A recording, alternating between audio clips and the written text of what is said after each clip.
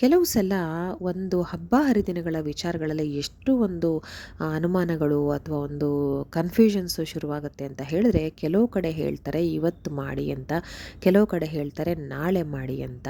ಒಂದೊಂದು ಪಂಚಾಂಗಗಳಲ್ಲಿ ಒಂದೊಂದು ರೀತಿ ಕೊಟ್ಟಿರ್ತಾರೆ, ಒಂದೊಂದು ಕ್ಯಾಲೆಂಡರಲ್ಲಿ ಒಂದೊಂದು ದಿನ ಕೊಟ್ಟಿರ್ತಾರೆ. ಹೀಗಾಗಿ ಎಷ್ಟೋ ಹಬ್ಬ ಹರಿದಿನಗಳು, ವ್ರತಕಥೆಗಳು ಯಾವ ದಿನ ಅದನ್ನು ಆಚರಣೆ ಮಾಡಬೇಕು ಅಂತ ಗೊತ್ತಾಗಲ್ಲ.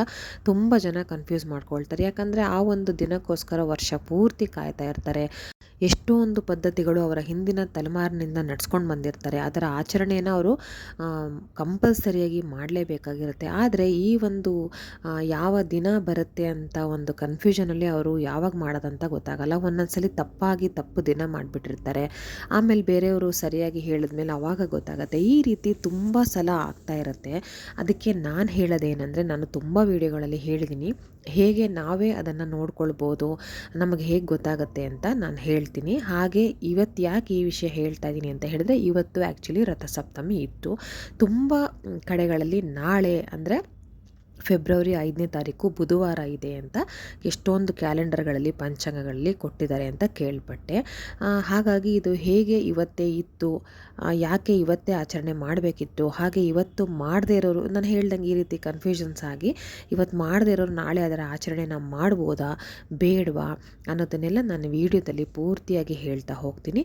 ವಿಡಿಯೋನ ಕೊನೆ ತನಕ ನೋಡಿ, ಎಲ್ಲೂ ಕೂಡ ಸ್ಕಿಪ್ ಮಾಡಬೇಡಿ. ಹಾಗೆ ಈ ವಿಡಿಯೋ ನಿಮಗೆ ಇಷ್ಟ ಆಯ್ತು ಅಂತ ಹೇಳಿದರೆ ನನ್ನ ಚಾನಲನ್ನು ದಯವಿಟ್ಟು ಸಬ್ಸ್ಕ್ರೈಬ್ ಮಾಡ್ಕೊಳ್ಳಿ.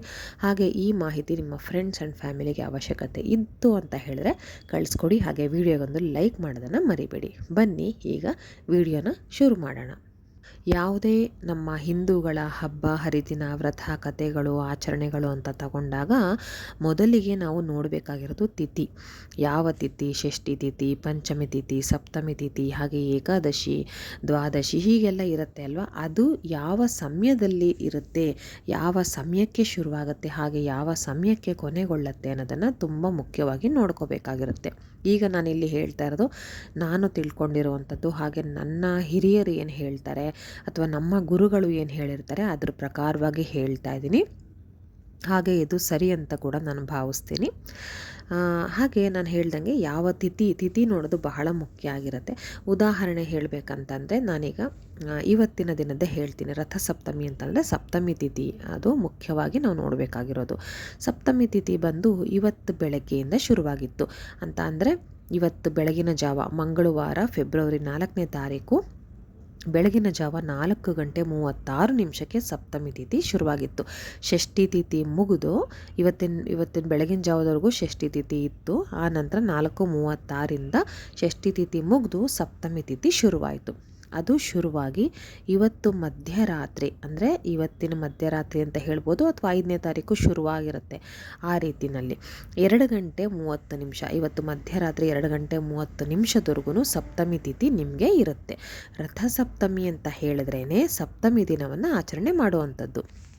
ಹಾಗೆ ಅದೇ ಕೂಡ ಅದರ ವಿಶೇಷತೆ ಆಗಿರುತ್ತೆ ಅಲ್ವಾ.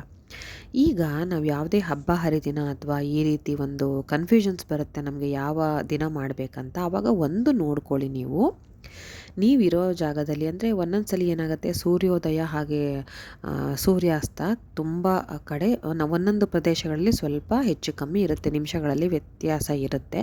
ಹಾಗೆ ಚಂದ್ರೋದಯ ಚಂದ್ರಾಸ್ತ ಕೂಡ ವ್ಯತ್ಯಾಸ ಇರುತ್ತೆ. ಅದನ್ನು ಸ್ವಲ್ಪ ಗಮನಿಸ್ಕೋಬೇಕಾಗತ್ತೆ. ಈಗ ಬೆಂಗಳೂರಲ್ಲಿ ಸೂರ್ಯೋದಯ ಆಗೋ ಸಮಯದಲ್ಲಿ ಹುಬ್ಬಳ್ಳಿ ಅಥವಾ ಬೆಳಗಾವಿ ಅಲ್ಲಾಗೋದಿಲ್ಲ, ಅಥವಾ ಬಾಂಬೆ ಆ ಥರ, ಚೆನ್ನೈ ಈ ರೀತಿ ಅಲ್ಲಿ ಬೇರೆ ಬೇರೆ ಸಮಯಕ್ಕೆ ಸೂರ್ಯೋದಯ ಆಗ್ತಾ ಇರುತ್ತೆ, ಸೂರ್ಯಾಸ್ತ ಕೂಡ ಹಾಗೆ ಬೆಂಗಳೂರಲ್ಲಿ ಬೇರೆ ಥರ ಆಗ್ತಾ ಇರುತ್ತೆ. ಅಂದರೆ ಕೆಲವು ನಿಮಿಷಗಳು ಆ ರೀತಿಯಲ್ಲಿ ವ್ಯತ್ಯಾಸ ಇರುತ್ತೆ.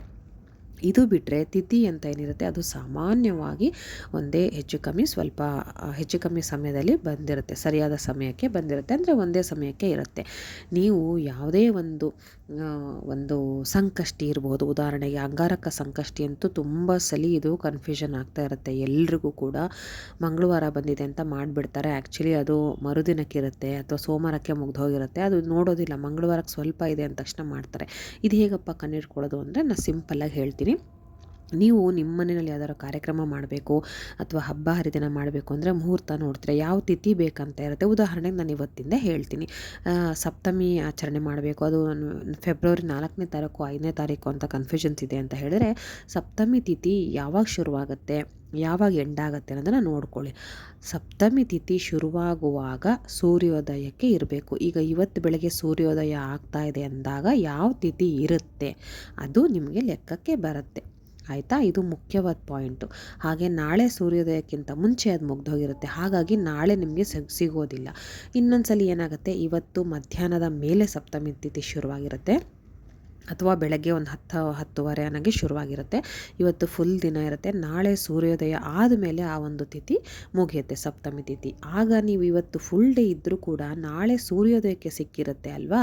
ಹಾಗಾಗಿ ನಾಳೆ ಪೂರ್ತಿ ದಿನಕ್ಕೆ ಆ ಒಂದು ಸಪ್ತಮಿ ತಿಥಿಯ ಏನಂತ ಶಕ್ತಿ ಅಂತ ಏನು ಹೇಳ್ತಾರೆ ಅದಿರುತ್ತೆ. ಹಾಗಾಗಿ ನೀವು ನಾಳೆ ಆಚರಣೆ ಮಾಡಬೇಕಾಗತ್ತೆ. ಸೂರ್ಯೋದಯಕ್ಕೆ ನಿಮಗೆ ಬೇಕಾಗಿರುವಂತಹ ತಿಥಿ ಸಿಗಬೇಕು. ಆಗ ಮಾತ್ರ ಆ ಒಂದು ಹಬ್ಬ ಹರಿದಿನ ಅಥವಾ ಏನು ನೀವು ಶುಭ ಕಾರ್ಯಗಳು ಮಾಡ್ತೀರಾ ಅದಕ್ಕೆ ಸೂಕ್ತವಾಗಿರುತ್ತೆ. ಓಕೆನಾ, ಇದು ಒಂದು ಮೇನ್ ಟಿಪ್ಸ್ ಅಂತ ಹೇಳ್ಬೋದು. ಈ ಒಂದು ಕಂಡು ಹಿಡಿಯೋದ್ರಲ್ಲಿ ಯಾವಾಗಲೂ ನಿಮಗೆ ಡೌಟ್ ಬಂತು ಅಂದರೆ ಇದೊಂದು ಚೆಕ್ ಮಾಡ್ಕೊಳ್ಳಿ, ಗೊತ್ತಾಗುತ್ತೆ ನಿಮಗೆ ಯಾವಾಗ ಶುರುವಾಗುತ್ತೆ, ಯಾವಾಗ ಟೈಮ್ ಎಂಡ್ ಆಗುತ್ತೆ ಅಂತ. ನಿಮ್ಮ ಸೂರ್ಯೋದಯ ಯಾವಾಗ ಅಂತ ನೋಡ್ಕೊಳ್ಳಿ. ನೀವಿರೋಂಥ ಪ್ಲೇಸಲ್ಲಿ ಸೂರ್ಯೋದಯ ಎಷ್ಟು ಗಂಟೆಗೆ ಆಗುತ್ತೆ, ಆ ಸೂರ್ಯೋದಯ ಆಗೋ ಟೈಮಲ್ಲಿ ಆ ತಿಥಿ ಇದೆ ಅಂತ ಅಂದರೆ ಆವತ್ತಿನ ದಿನವೇ ನೀವು ಆಚರಣೆನ ಮಾಡಿ. ಉದಾಹರಣೆಗೆ ನಾನು ಹೇಳ್ದಂಗೆ ಸಪ್ತಮಿ ತಿಥಿ ಇವತ್ತು ಬೆಳಗಿನ ಜಾವ ಶುರುವಾಗಿ ಇವತ್ತು ಮಧ್ಯರಾತ್ರಿ ಮುಗಿದೋಗುತ್ತೆ. ಸೊ ನಾಳೆ ನೀವು ಸಪ್ತಮಿ ತಿಥಿ ನಿಮಗೆ ಸಿಗೋದಿಲ್ಲ, ಆದರೂ ಮಾಡಬಹುದು. ರಥಸಪ್ತಮಿ ಆಚರಣೆ ನಾಳೆ ಮಾಡಬಹುದು, ಆದರೆ ಸಪ್ತಮಿ ಇರೋದಿಲ್ಲ. ಆದರೆ ಸೂರ್ಯದೇವ ಸದಾಕಾಲ ನಮ್ಮ ಪೂಜೆ ಸ್ವೀಕರಿಸ್ತಾನೆ ಅಂತ ಹೇಳ್ತಾರೆ, ಹಾಗಾಗಿ ಮಾಡೋದ್ರಲ್ಲಿ ತೊಂದರೆ ಇಲ್ಲ. ಇನ್ನು ಇವತ್ತು ಮಾಡದೇ ಇರೋರು ನಾಳೆ ಏನೇನು ಮಾಡಬೇಕಂತ ಹೇಳ್ತೀನಿ. ಸೇಮ್ ಇವತ್ತು ಮಾಡಿರೋದನ್ನೇ ನಾಳೆ ಮಾಡಬೇಕು. ಅದ್ರ ಬಗ್ಗೆ ಎಲ್ಲ ನಾನು ಸುಮಾರಷ್ಟು ವೀಡಿಯೋಗಳನ್ನ ಆಲ್ರೆಡಿ ಹಾಕಿದ್ದೀನಿ, ಆದರೂ ಕೂಡ ಇನ್ನೊಮ್ಮೆ ಪುಟ್ಟದಾಗಿ ಹೇಳ್ತೀನಿ, ಕೇಳಿಸ್ಕೊಳ್ಳಿ. ನಾಳೆ ಬೆಳಗ್ಗೆ ನೀವು ಮುಖ್ಯವಾಗಿ ಮಾಡುವಂಥದ್ದು ಏನಂದರೆ, ಸ್ನಾನದ ಮಹತ್ವ ತುಂಬ ಇರುತ್ತೆ. ನೀವು ಗಂಗಾ ಜಲ ಅಥವಾ ಕಾವೇರಿ ನೀರು, ಆ ಥರ ಶುದ್ಧ ನೀರು ಯಾವುದಿರುತ್ತೆ, ನದಿಗಳ ನೀರು, ಅದನ್ನು ಬಳಸ್ಕೊಂಡು ಸ್ನಾನ ಮಾಡಬಹುದು. ನದಿಯಲ್ಲಿ ಹೋಗಿ ಸ್ನಾನ ಮಾಡಿದ್ರೆ ಇನ್ನೂ ಒಳ್ಳೆಯದು.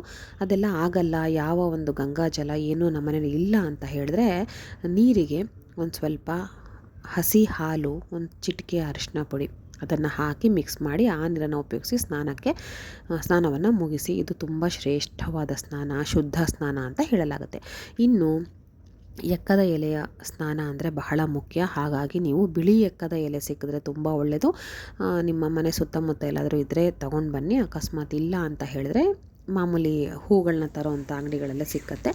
7 ಎಲೆಗಳನ್ನ ತರಬೇಕಾಗತ್ತೆ. 7 ಎಲೆಗಳಿಗೂ ಮೊದಲಿಗೆ ಅರಿಶಿನ ಕುಂಕುಮ ಹಚ್ಚಿ, ಹಾಗೆ ಸ್ವಲ್ಪ ಅಕ್ಷತೆಯನ್ನು ಹಾಕಿ ಹೂವನ್ನು ಇಟ್ಟು ಅದಕ್ಕೂ ಕೂಡ ಪೂಜೆ ಮಾಡಿಕೊಂಡು ನೀವು ಒಂದು ಸಂಕಲ್ಪ ಮಾಡ್ಕೋಬೇಕಾಗತ್ತೆ. ಏನಂತ ಹೇಳಿದ್ರೆ, ಈ ಒಂದು ಎಕ್ಕದ ಎಲೆ ಸ್ನಾನ ಏನಕ್ಕೆ ಅಂತ ಹೇಳಿದ್ರೆ, ಆರೋಗ್ಯ ಸಮಸ್ಯೆ ಇದ್ದರೆ ಅದು ಸುಧಾರಿಸುತ್ತೆ.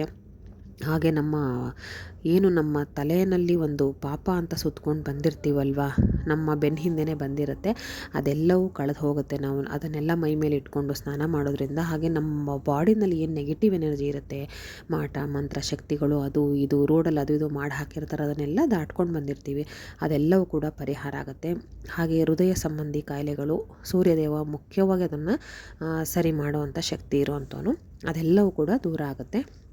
ಹಾಗೆ ಅದನ್ನೆಲ್ಲವನ್ನು ನೀವು ಸಂಕಲ್ಪ ಮಾಡಿಕೊಂಡು ಯಾವುದಾದ್ರು ಸಮಸ್ಯೆ ಇದ್ದಲ್ಲಿ ಅದನ್ನೆಲ್ಲ ಹೇಳ್ಕೊಳ್ಳಿ. ನಿಮಗೆ ಏನು ಸಮಸ್ಯೆ ಇಲ್ಲ ಅಂತಂದರೆ ಎಲ್ಲವೂ ದೂರ ಮಾಡಿಕೊಡು ತಂದೆ, ಎಲ್ಲವೂ ಚೆನ್ನಾಗಿಟ್ಟಿರು, ಹಾಗೆ ಯಾವುದೇ ಸಮಸ್ಯೆ ಬರ್ದಿರೋ ಹಾಗೆ ನೋಡ್ಕೊ ಅಂತ ಸೂರ್ಯದೇವರಿಗೆ ಪ್ರಾರ್ಥಿಸಿ ಆ ಎಕ್ಕದ ಎಲೆಗೆ ಪೂಜೆಯನ್ನು ಮಾಡಿ, ಆ ನಂತರ ನೀವು ಸ್ನಾನದ ಮನೆಗೆ ಹೋಗಿ ಎಲ್ಲೆಲ್ಲಿ ಇಟ್ಕೊಳ್ಬೇಕಂದ್ರೆ, 1 ಎಲೆನ ನಿಮ್ಮ ನೆತ್ತಿ ಮೇಲೆ ಇಟ್ಕೊಳ್ಬೇಕು, ಹಾಗೆ 2 ಎಲೆನ ನಿಮ್ಮ ಪಾದದ ಮೇಲೆ ಇಟ್ಕೊಳ್ಬೇಕು, ಹಾಗೆ ಇನ್ನೆರಡು ಎಲೆಗಳನ್ನು ಕಂಕಲಲ್ಲಿ ಇಟ್ಕೋಬೇಕಾಗತ್ತೆ, ಹಾಗೆ ಇನ್ನೂ 2 ಎಲೆಗಳು ಭುಜದ ಮೇಲೆ, ಬಲಭುಜ ಹಾಗೆ ಎಡಭುಜ.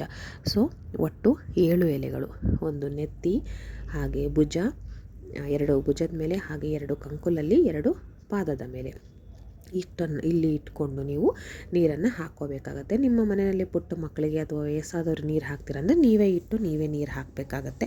ಹಾಗೆ ಆ ಒಂದು ಎಕ್ಕದ ಎಲೆಯ ತೊಟ್ಟು ಎದುರಿಗೆ, ಅಂದರೆ ನೀರು ಇಳಿದು ಹೋಗೋ ರೀತಿ ಇರುತ್ತಲ್ಲ, ಆ ರೀತಿ ಇಟ್ಕೋಬೇಕಾಗತ್ತೆ. ನಿಮ್ಮ ಆಪೋಸಿಟ್ ಡೈರೆಕ್ಷನ್ ಬೇಡ, ನಿಮಗೆ ತಿರುಗಿ, ಅಂದರೆ ಈ ತೊಟ್ಟು ಆ ಕಡೆಗೆ ಇರಬೇಕು, ನೀರು ಹರಿದು ಹೋಗೋ ಇದರಲ್ಲಿ ಬೆರಳ ಕಡೆಗೆ, ಕಾಲು ಬೆರಳ ಕಡೆಗೆ ಆ ರೀತಿಯಲ್ಲಿ ಇಟ್ಕೋಬೇಕು.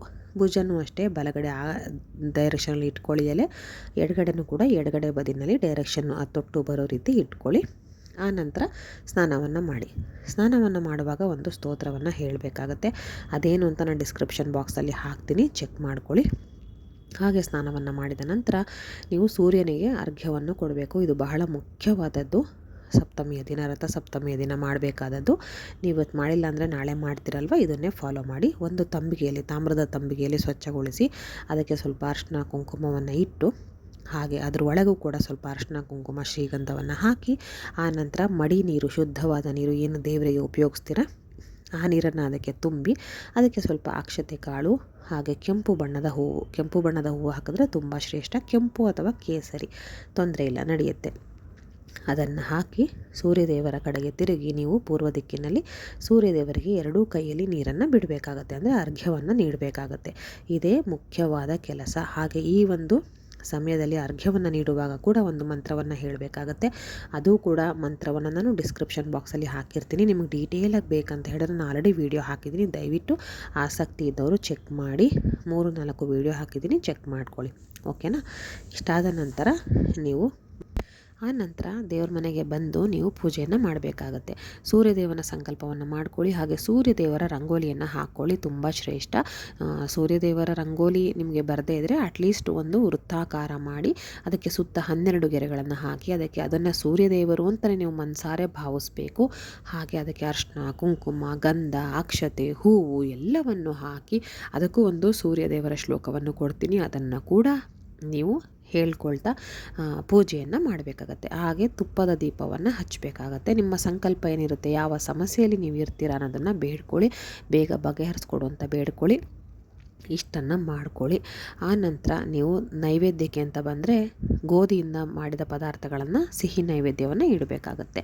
ಮಂಗಳಾರತಿ ಎಲ್ಲ ಆದ ನಂತರ ಆ ಪ್ರಸಾದವನ್ನು ನೀವು ಕೂಡ ತಿಂದು ನಿಮ್ಮ ಮನೆಯವರು ಎಲ್ರಿಗೂ ಇದನ್ನು ಹಂಚಬೇಕಾಗತ್ತೆ. ಇನ್ನು ಸಂಜೆಯ ವಿಚಾರಕ್ಕೆ ಬರೋದಾದರೆ ಹೊಸಲಿಗೆ ಪೂಜೆಯನ್ನು ಮಾಡಬೇಕಾಗತ್ತೆ. ಅದಕ್ಕೂ ಮುಂಚೆ ಗೋಧಿ ಹಿಟ್ಟಿನಿಂದ ತಯಾರು ಮಾಡಿರುವಂಥ ದೀಪವನ್ನು ನೀವೇ ಮಾಡ್ಕೋಬೇಕಾಗತ್ತೆ ಮನೇಲಿ. ಗೋಧಿ ಅಂತ ಅಂದರೆ ಸೂರ್ಯನ ಧಾನ್ಯ. ಎಲ್ಲ ನವಗ್ರಹಕ್ಕೂ ಅದರದ್ದೇ ಆದ ಧಾನ್ಯಗಳಿರುತ್ತೆ. ಹುರುಳಿ, ಉದ್ದು, ಎಳ್ಳು, ಹೆಸರು, ಈ ರೀತಿ ತೊಗರಿ, ಆ ಥರ.